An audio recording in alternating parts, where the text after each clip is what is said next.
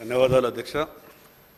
ముఖ్యమంత్రి గారు ప్రవేశపెట్టినటువంటి తీర్మానాన్ని బలపరుస్తూ సహచర శాసనసభ్యురాలిగా మేము శాసనసభలో అడుగుపెట్టినటువంటి కొత్తలో మొదటి సమావేశంలోనే తను మాట్లాడినటువంటి మాటలు, ఆమె ఆప్యాయంగా పలకరించినటువంటి పలుకులు ఇప్పటికి కూడా గుర్తొస్తూ ఉన్నాయి. ఇంత చిన్న వయసులో ఆమె స్వర్గస్థురాలు కావడం చాలా బాధాకరం. సాయన్న గారి జీవితం తెలంగాణ రాజకీయాలకే ఆదర్శం.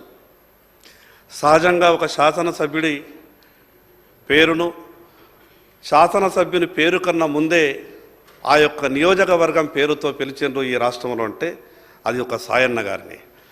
సాయన్న గారి కన్నా ముందు ఎవరైనా కూడా కంటోన్మెంట్ సాయన్న గారు అంటుండే.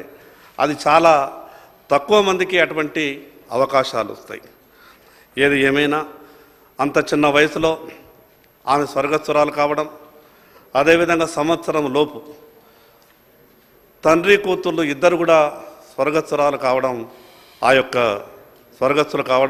ఆ యొక్క కుటుంబానికి ఎంతో మనోవేదనను మిగిలించింది. ఈ సందర్భంగా ప్రభుత్వానికి విజ్ఞప్తి చేస్తూ ఉన్నాం. సాయన్న గారు కానీ, అదేవిధంగా లాస్య నందిత గారు కానీ ఆ నియోజకవర్గంలో అనుకున్నటువంటి ఏవైనా పెండింగ్లో ఉన్నటువంటి సమస్యలు కానీ రాజకీయ భేషజాలన్నింటినీ కూడా పక్కకు పెట్టి ఆ యొక్క నియోజకవర్గంలో ఉన్నటువంటి పెండింగ్ సమస్యలన్నింటినీ కూడా పరిష్కరించే ప్రయత్నం చేస్తే సభ ఘనంగా నివాళులు అర్పించడం వల్లమవుతామని తెలియజేస్తూ ఈ అవకాశం ఇచ్చినటువంటి మీకు మరొకసారి ధన్యవాదాలు తెలియజేస్తూ ముగిస్తున్నాను.